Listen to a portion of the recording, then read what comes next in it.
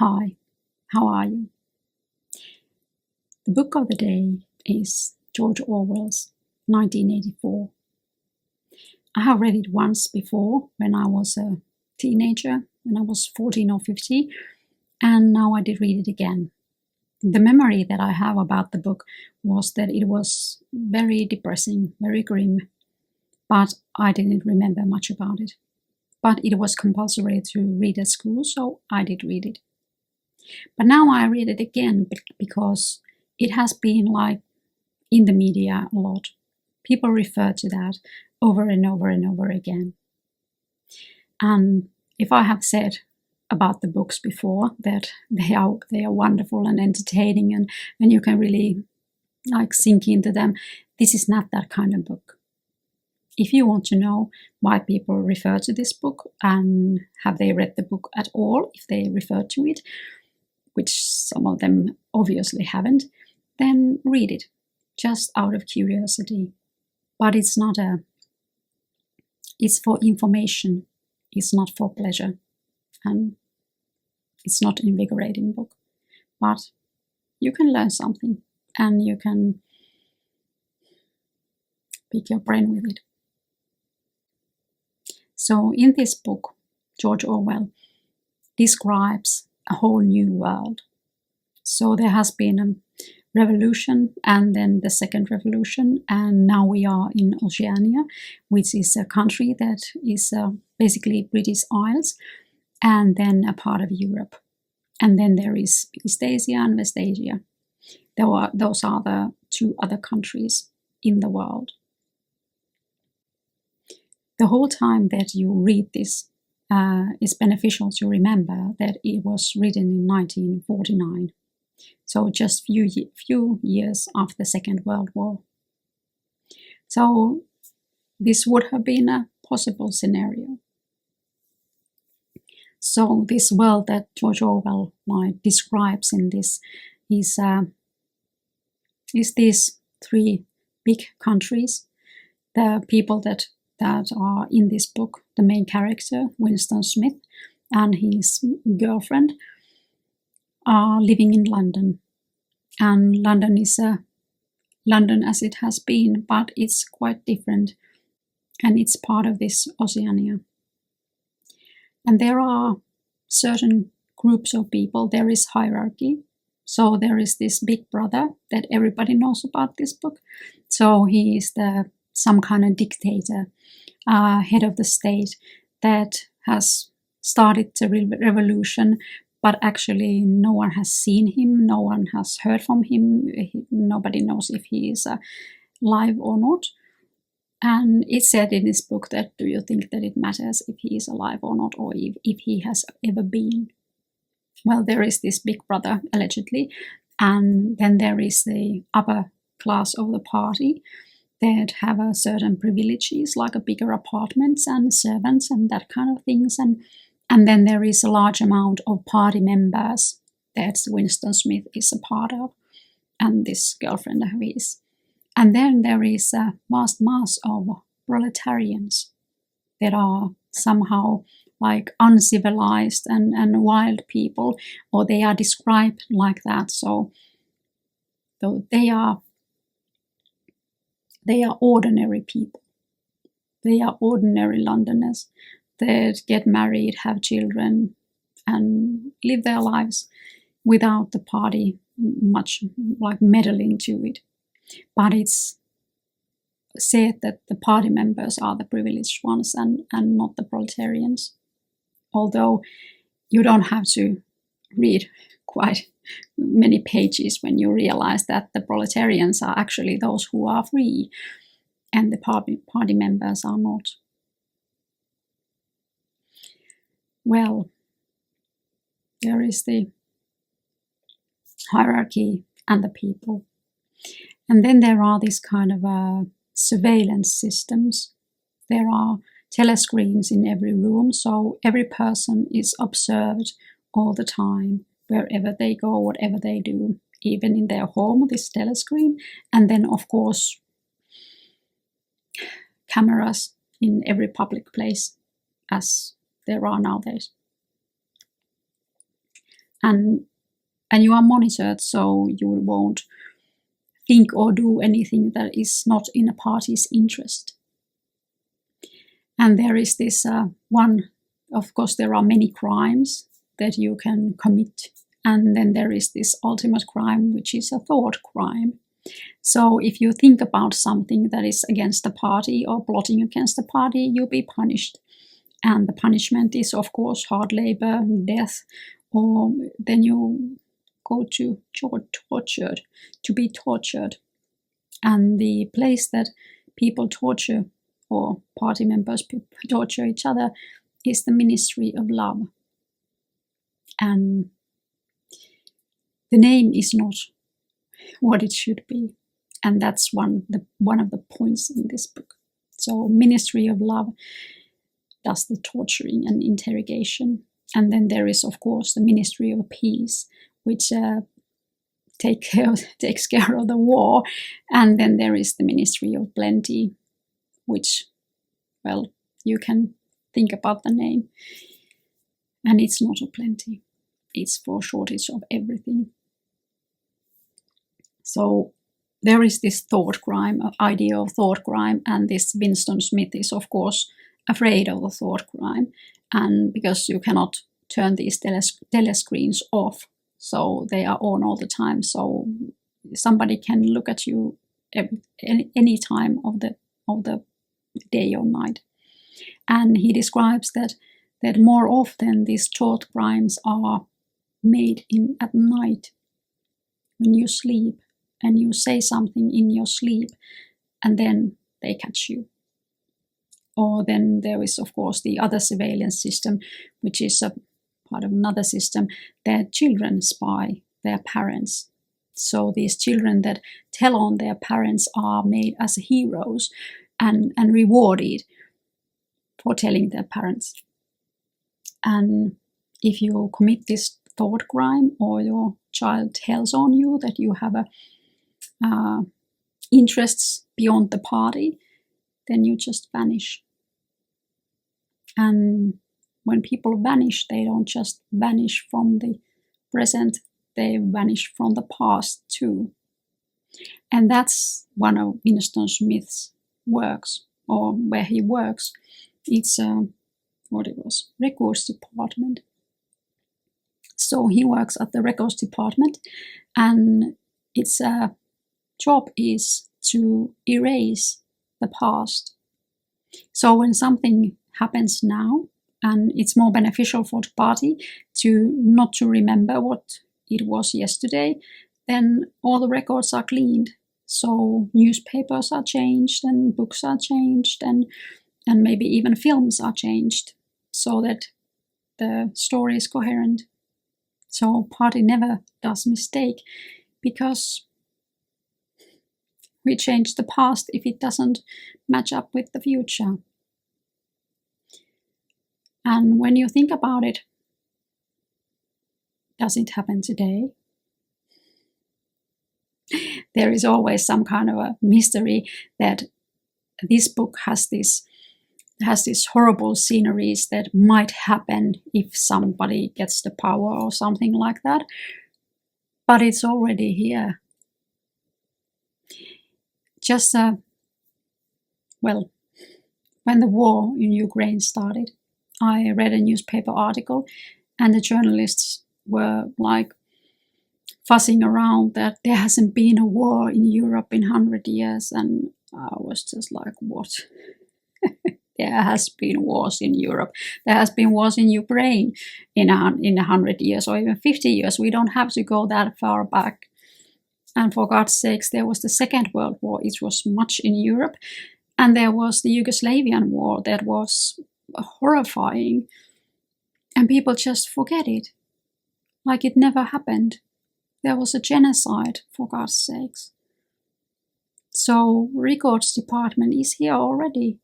Journalists try to feed us the news like they want it to be read. It's more sensational to say that this kind of thing hasn't happened in 15 years. But it's not true. But that's a sidetrack. But records department is already here. somebody tries to erase our memory every once in a while, and it's on my choice or our choice if we let them do that. Orwell describes newspeak in this book. Newspeak is this kind of term for cutting down words. So when young people grow up, then they have smaller and smaller and smaller vocabulary in their use. There is this kind of example of that there shouldn't be good, excellent, magnificent, and so forth, but just good. And if it's more than just good, then it's double good. And if it's more than that, then it's extra double good. So there isn't a different kind of words to express feelings, but it's very like cut down vocabulary. And of course, all the words that might be against the party are just erased. If there is no word for revolution, then how can people think about it? Because it's a basic psychology. If you don't have words for things, then you cannot think about them and you cannot execute them, not abstract things. And the best thing where you can learn about it is how you teach children to speak. So if they are mad, we say that, okay, now you are angry or now you are mad. And this feeling that you have now is sadness, you are sad. So they can think about the abstract things with words. But if you don't have the words, you don't think about it. So it's a very good way to monitor people and to rule. And again, if you think that we don't have a newspeak now, but yes, we do, it's not just a fiction. Think about how many words there are that cannot be used anymore, like words that I would say in this video that would make this video be erased. There's a lot of words about genders, a lot of words about disabilities. There are a lot of words about racist issues that cannot be used anymore. And of course, there is this whole kind of inventing words industry, like, for example, collateral damage is much used in the news. Well, what is that? Killing of innocent people. Why don't you just say that we killed 700 innocent people in the process? So it would be very, very clear for everybody. But instead, there are these euphemisms that try to soften the real meaning of the word and even make it go away. And everybody is nowadays just interesting looking or plus size. There are no ugly people and there is no overweight issues. But there is also this kind of words that describe basically nothing, that people don't anymore know what they mean exactly. They are not the inventions of the like normal people who are talking. Of course, we invent new words all the time, but they are quite describing words. This kind of collateral damage or enhanced interrogation, they are thought and made up. They are not production of culture in that sense that would be like organic. So this newspeak gets a lot of pages in this book, and there are people that their main job is to make this newspeak and try to cut down as many words as they can. So they learn these like abstract things that aren't concrete, that are more complicated. And if you take away all those words and teach new children only this very small amount of words, then they cannot talk about it, they cannot rebel, they cannot form any kind of a big picture of the world. And that's the one thing that is present in this book very much. Because this girlfriend that Winston Smith meets, she's all pro that. She doesn't remember. She says that why should I remember what happened if it's not like in the party lines, that I don't care. So she's the perfect candidate for the party. But Winston Smith is a little bit older. He doesn't know exactly how old, but he remembers the time before the party. He remembers, for example, he remembers that there was airplanes and the official truth in this time when things happen is that the party invented the airplanes. But they don't want him to remember. And there are other things still that the party does. This Winston Smith's girlfriend is in Junior Anti-Sex League, this kind of a organization. And its whole purpose is to market the thing that there is no intimate relationships between people at all. It's only for producing party members. But nobody likes it, and you are not supposed to like it. It's just your duty to the party. And if you take out from a human life the desire of intimacy, it takes away quite much. So that's one thing that then in this book, the party wants to deny basic things, basic natural things from a human as an animal. And does that happen today? Not in this not in this perspective, but in other perspective too. You cannot deny the nature what it is. You cannot deny biology. You cannot deny that young men have lots of testosterone and they go running around. That's natural. That just happens. It's useless to fight that. But still, there are many things that are denied nowadays. For example, this vast conversation about women's maternity leave, because they want to move a part of that maternity leave to the father. But women are equipped to take care of the under 1 year olds. Men are not.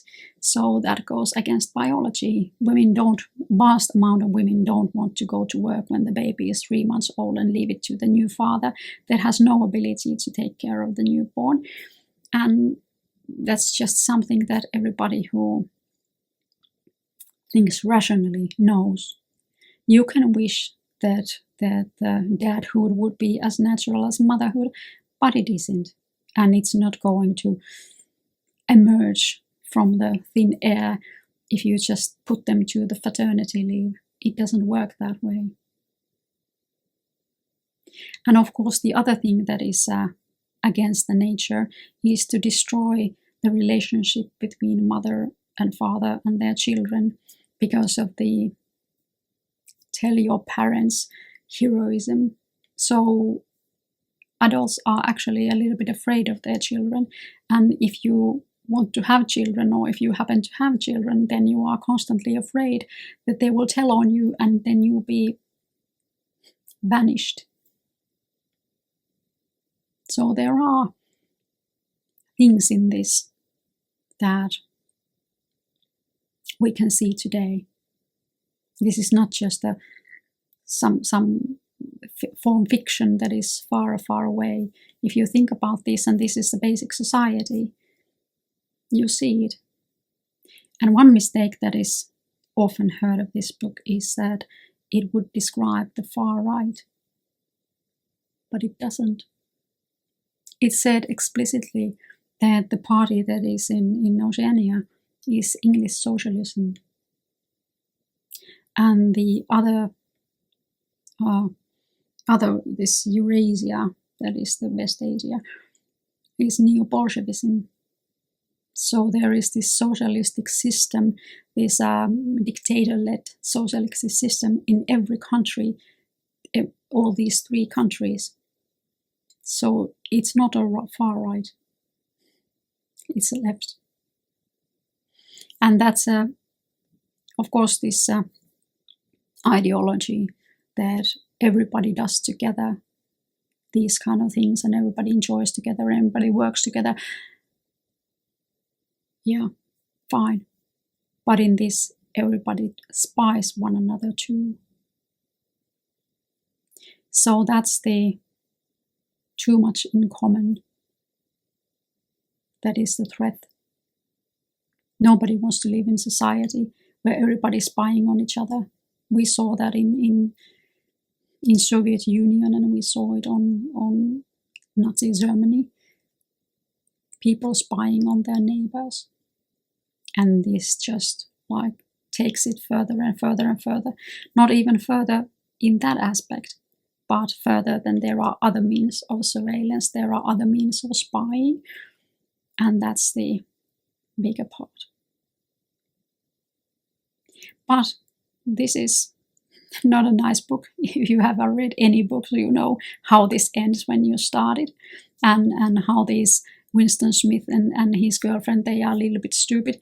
But of course they have to be, because otherwise nothing would happen in this book.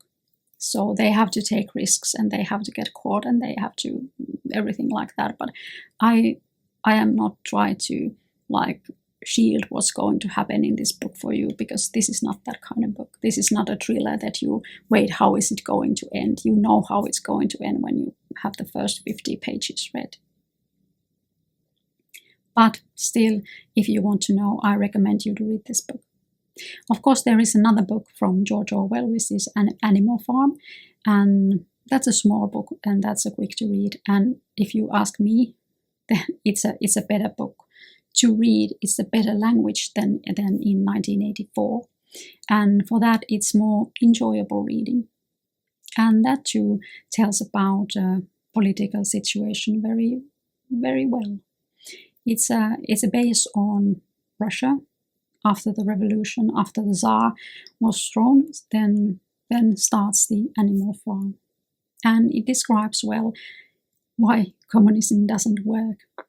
We all know that it's a wonderful idea in the first place, like at some level at least, but it doesn't work because it doesn't reward the persons and the things that do actually work, and who do more and invent more. But Animal Farm is a small book. I don't have to make a review for it because it's a quickly read. And to the end, a few words about George Orwell. So he was born in India in 1903, and he died already in 1950. But he didn't live very long in India. His mother moved the children out when he was a toddler. And he was from a very, very, very wealthy family. But I do not know what happened to them, because there wasn't so much left anymore. He was put in a prep school in England and then to Eton. But he wasn't very interested about the school, but the sports was fine. Then he went to Burma to be a part of Imperial Police, so he did see close by what it's like to be in these colonialistic countries. And then he went to Spanish Civil War. And if you know anything about that war, it was a very, very, very bloody one. And there were some well-known artists and writers that took part of it as volunteers.